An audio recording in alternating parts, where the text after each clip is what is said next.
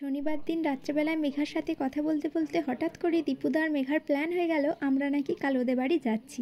আমি তো এক পায়ে রাজি। সকাল সকাল ঘুম থেকে উঠে কাজ কমপ্লিট করে, পুজো কমপ্লিট করে, রান্না কমপ্লিট করে, স্নান সেরে রেডি হয়ে নিয়েছিলাম।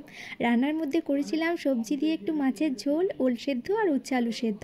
বাকিটা মা করে দেবে। মনে এক রাশ আনন্দ নিয়ে দুগ্গা দুগ্গা বলে বেরিয়ে পড়লাম। যাবার সময় নিয়েছিলাম একটু মিষ্টি আর এই ছোট্ট বাচ্চাটার জন্য কিছু ওর পছন্দের খাবার। আমাদের বেরোনোর কথা ছিল 8:30টার দিকে, কিন্তু আমাদের বেরোতে বেরোতে হয়ে গেছিল ওই 10টা। সব কিছু কমপ্লিট করে ওদের বাড়ি পৌঁছাতে আমাদের সময় হয়ে গেছিল 11টা। মেঘা বারবার ওখান থেকে ফোন করছিল আমরা যে কখন পৌঁছাবো।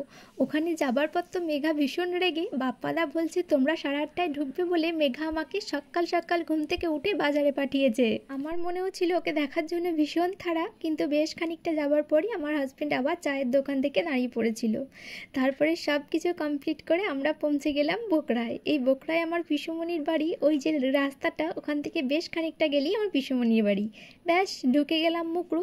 আর এই মুগরো ঢোকার সামনেটা এত সুন্দর দৃশ্য। এখানে যাবার সময় সুন্দর প্রকৃতি আর তার সাথে দাঁড়িয়ে দাঁড়িয়ে বেশ কিছু সেলফি। তারপর ওই রেল লাইনের পাশে সুন্দর কাশবন দেখে আমার মনে পড়ে গেল সেই বিভূতিভূষণ বন্দ্যোপাধ্যায়ের অসাধারণ উপন্যাস পথের পাঁচালী, সেই ছোট্ট অপু দুর্গার কথা। ছোট্ট অপুর সেই কাশবনের পাশ দিয়ে ভাইকে রেল লাইন দেখাতে যাওয়ার অসাধারণ দৃশ্য চোখের সামনে ভেসে উঠল।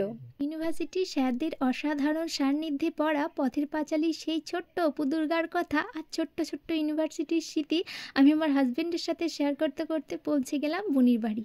যাবার পর এমন ঘটনা বলাতে বুনির মেয়ে ছোট্ট সৌমিলি বলল, বিকেলে যাবো মাসিমণি বেড়াতে।